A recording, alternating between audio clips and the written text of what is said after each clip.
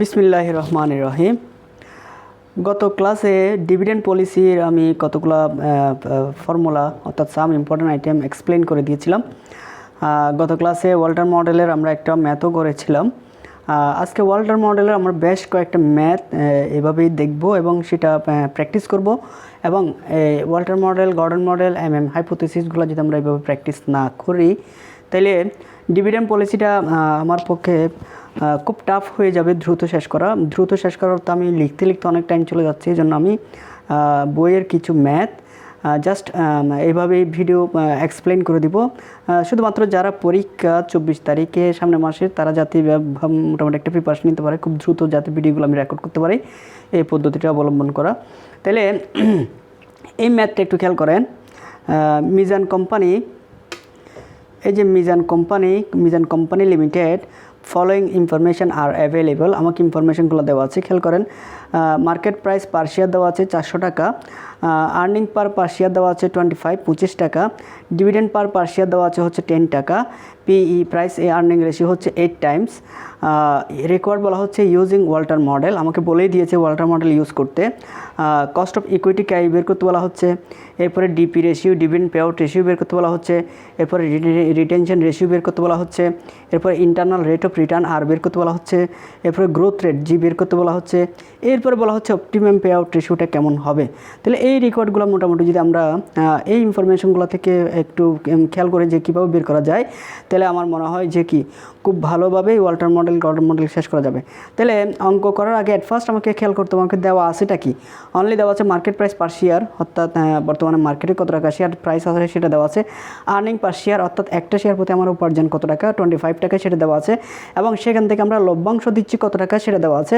Price earning ratio দেওয়া আছে, কিন্তু কস্ট অফ ইকুইটি ক্যাই দেওয়া নাই। তাহলে আমাকে ফার্স্টে রিকোয়ার্ড 1-এ বলেছে কি কস্ট অফ ইকুইটি বের করতে। তাহলে আমরা এবার কস্ট অফ ইকুইটি বের করার গত ক্লাস আমরা সূত্র লিখে দিয়েছিলাম, সেই সূত্রগুলো দিয়ে খেয়াল করবো আমরা কস্ট অফ ইকুইটি কীভাবে বের করবো, একটু খেয়াল করি। এবার খেয়াল করি রেকর্ড 1-এ ক্যাই অর্থাৎ কস্ট অফ ইকুইটি বের করার সূত্র গত ক্লাস আমরা লিখে দিয়েছিলাম। 1/PE ratio, price earning ratio যদি দেওয়া থাকে 1কে PE রেশিও দিয়ে ভাগ করে 100 দিয়ে গুণ করলেই কস্ট অফ ইকুইটি পাওয়া যাবে। তাহলে প্রাইস আর্নিং রেশিও দেওয়া ছিল একটু আগে, প্রাইস আর্নিং রেশিও দেওয়া ছিল 8 Times. Price earning ratio 8 Times দেওয়া ছিল, এই যে এখানে দেওয়া আছে প্রাইস আর্নিং রেশিও 8 টাইমস দেওয়া আছে। এই প্রাইস আর্নিং রেশিও থেকে 1কে প্রাইস আর্নিং রেশিও 8 টাইমস 8 দিয়ে ভাগ করে 100 দিয়ে গুণ করলেই ক্যাই পাওয়া যাচ্ছে। এরপর হচ্ছে আমাকে রেকর্ড 2-তে বলা হয়েছে ডিপি রেশিও বের করতে, ডিভিডেন্ড পে আউট রেশিও। তাহলে ডিভিডেন্ড পে আউট রেশিও বের করতে আমার দুইটা জিনিস লাগবে, একটা হচ্ছে ডিপিএস আর একটা হচ্ছে ইপিএস, অর্থাৎ আমি কয় টাকা আয় করেছি, আর্নিং পার শেয়ার কয় টাকা আয় করেছি এবং সেখান থেকে কয় টাকা লভ্যাংশ দিচ্ছি। তাহলে এটা ডিপি রেশিও বের করার সূত্র হচ্ছে ডিপিএস, ডিভিডেন্ড পার শেয়ার এত টাকা লভ্যাংশ দিচ্ছি, ইপিএস আর্নিং পার শেয়ার, অর্থাৎ 25 টাকা আয় করেছি, 25 টাকা আয় করে সেখান থেকে কয় টাকা লভ্যাংশ দিচ্ছি, সেটা শতকরা কত %, এটা জাস্ট সিম্পল। তাহলে আমি 10 টাকা লভ্যাংশ দিচ্ছি 25 টাকা থেকে ইন্টু 100, তাহলে কত % লভ্যাংশ দেওয়া হচ্ছে, 40%।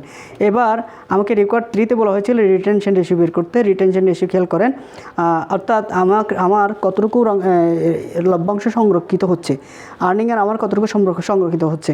তাহলে আমি যদি 100 টাকা ইনকাম করি সেখান থেকে যদি 40 টাকা লভ্যাংশ দিয়ে দিই আমার 60 টাকা সংরক্ষিত থাকতেছে, এটাকে বলে রিটেনশন রেশিও, সংরক্ষিত তহবিল বা সংরক্ষণের পার্সেন্টেজের হার।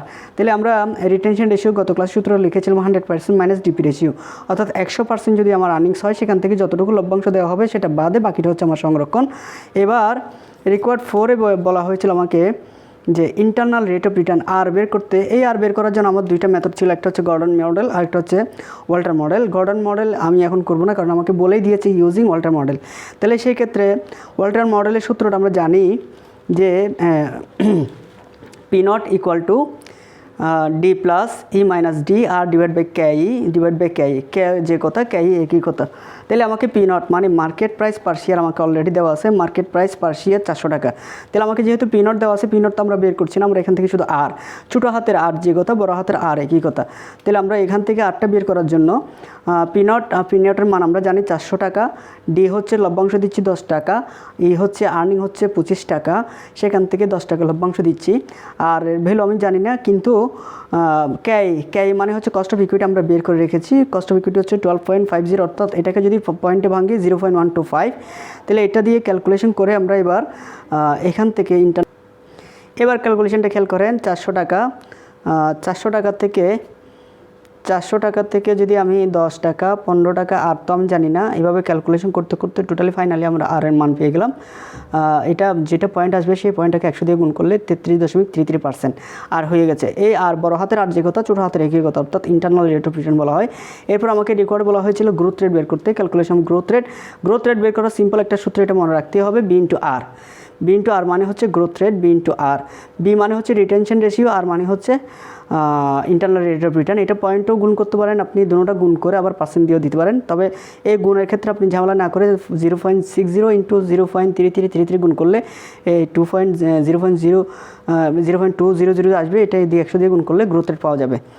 এবার আমাকে অপটিমাম পে আউট রেশিও বের করতে বলা হয়েছে। গত ক্লাসে আমরা অপটিমাম পে আউট রেশিও বের করার জন্য দুইটা শর্ত ওয়াল্টন মেনটেন করে।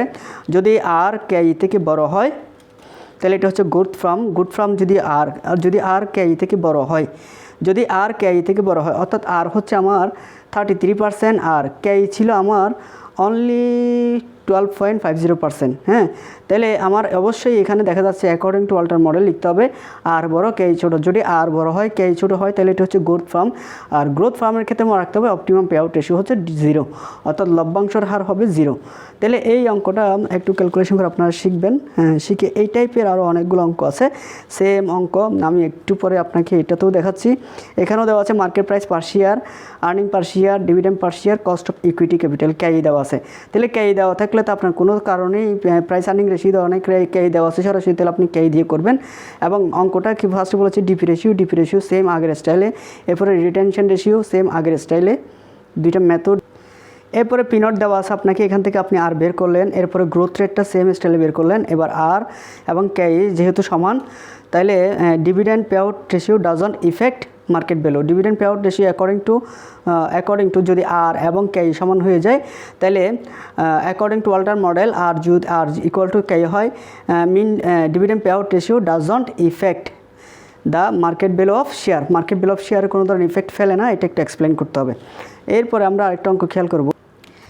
এইবার এই অঙ্কটা একটু খেয়াল করি। Commerce limited has an investment of 5 crores, অর্থাৎ 5 কোটি টাকা, divided into 5 lakh ordinary share. অর্থাৎ কমার্স লিমিটেডের ইনভেস্টমেন্ট হচ্ছে 5 কোটি টাকা, তবে নাম্বার অফ শেয়ার হচ্ছে 5 লাখ। রেট অফ রিটার্ন আর হচ্ছে অফ দ্য কোম্পানি ইজ 18%, যদি আর 18% হয়, and cost of equity capital is 12%, যদি কস্ট অফ ক্যাপিটাল কত পার্সেন্ট হয়, 12% হয়। আমাকে ফার্স্ট রেকর্ডে বলা হচ্ছে what is the price of share if 40% or 80% of the earnings are distributed as dividend। যদি 40% এবং 80% লভ্যাংশ দিয়ে দেওয়া হয়, তাহলে what is the price per share, যদি প্রাইস পার শেয়ার অর্থাৎ পিনট কত হবে according to Walton model. Record এতে বলা হয়েছে এটা, রেকর্ড বিতে বলা হয়েছে what is the optimum dividend pay out ratio. Optimum dividend pay out রেশিওটা কেমন হবে for the firm under Walton model, এবং what will be the price per share of optimum pay out ratio. যদি optimum pay out রেশিওটা apply হয় তাহলে price per share হবে কত হবে। এবং 3 নম্বর রেকর্ডে বলা হচ্ছে shall you answer change if profitability rate are assumed to be 15%। যদি প্রফিটেবিলিটি রেট যদি 15% হয় তাহলে আমার আনসারটা চেঞ্জ হবে কি না এটা এক্সপ্লেন করতে বলা হচ্ছে। তাহলে এই ক্ষেত্রে আমাকে আগে খেয়াল করেন, ইনফরমেশন দেওয়া হচ্ছে আমার ইনভেস্টমেন্ট হচ্ছে 5 কোটি টাকা এবং নাম্বার অফ শেয়ার হচ্ছে 5 লাখ। তাহলে আমাকে 5 কোটি টাকা ইনভেস্টমেন্টকে যদি আমি 5 লাখ দিয়ে ভাগ করি নাম্বার অফ শেয়ার, তাহলে শেয়ার প্রাইস পার শেয়ার পাওয়া যাবে। কেননা আমাকে ইন্টারনাল রেট অফ রিটার্ন যদিও বা আর দেওয়া আছে, কস্ট অফ ইকুইটি কেই দেওয়া আছে, কিন্তু ইপিএস ডিপিএস এগুলো কোনো কিছু দেওয়া নাই। ডিপিএস আমাকে বলেছে পার্সেন্টেজ, কিন্তু কতটুকু সেটাও দেওয়া নাই। সেই ক্ষেত্রে আমাকে খেয়াল করেন, আমি সলিউশনের ক্ষেত্রে আমাকে ফার্স্টে কিছু ওয়ার্কিংগুলো একটু খেয়াল করেন। যদি টোটাল ক্যাপিটাল 5 কোটি টাকা হয় আর নাম্বার অফ শেয়ার যদি 5 লাখ হয়, সুতরাং ফেস ভ্যালু পার শেয়ার হবে 5 কোটি টাকাকে যদি 5 লাখ দিয়ে ভাগ করেন তাহলে 100 টাকা পার share.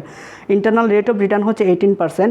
Internal rate of return মানে হচ্ছে আমার উপার্জন, তাহলে 100 টাকার উপর যদি 18% আয় হয় তাহলে অর্থাৎ আমার ইপিএস হচ্ছে 18 টাকা। 100 টাকার উপর যদি 18% মারি। এবার ডিভিডেন্ড পে আউট রেশিও দুইটা, একটা হচ্ছে 40%, একটা হচ্ছে 80%।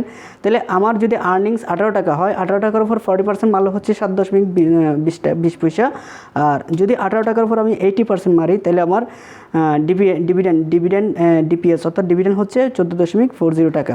তাহলে এবার এই দুইটা মেথড দিয়ে আমাকে রেকর্ড ওয়ান বলেছে প্রাইস কেমন হবে। তাহলে ওয়াল্টন মডেলের সূত্রের পি নটের সূত্র আমরা জানি, প্রাইস সমান হচ্ছে D plus E minus D R divide by KE তাহলে ডি প্রথমটা ইফ আমরা রিকোয়ার্ড 1 লিখবো ইফ ডিভিডেন্ড যদি 60 টাকা 20 পয়সা হয় তাহলে এই ক্ষেত্রে প্রাইস পার শেয়ার হচ্ছে 195 টাকা। এগেইন যদি আমার ডিভিডেন্ড এই ক্ষেত্রে 14 টাকা 40 পয়সা হয় তাহলে প্রাইস হচ্ছে 105 টাকা। ক্যালকুলেশন করে আমরা দেখে দিব।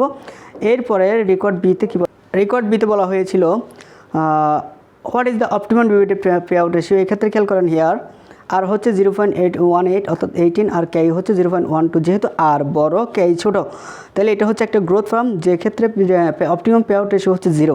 তাহলে অপটিমাম পে আউট রেশিও 0 মানে হচ্ছে ডিভিডেন্ড 0। তাহলে সেই ক্ষেত্রে সূত্রে আমরা জাস্ট ডি এর মান 0 বসবে আর সবগুলো ঠিক থাকবে, তখন আমার মার্কেট প্রাইস পার শেয়ার হবে কত টাকা? 225 টাকা। এবার রিকোয়ার্ড সিতে বলা হয়েছিল আমাকে যে shall you answer change if profitability rate are is to be 15%। যদি 15% হয় তাহলে রেকর্ড সিতে আমার ইন্টারনাল রেট অফ রিটার্ন হচ্ছে 15% আর KE হচ্ছে 12%। সেই ক্ষেত্রে আর এখনও বড়, তাহলে আর বড় হলে অবশ্যই ডিভিডেন্ড পে আউট রেশিও 0 হবে। ডিভিডেন্ড পে আউট রেশিও 0 হবে, শুধুমাত্র আর এর মানটা চেঞ্জ হবে।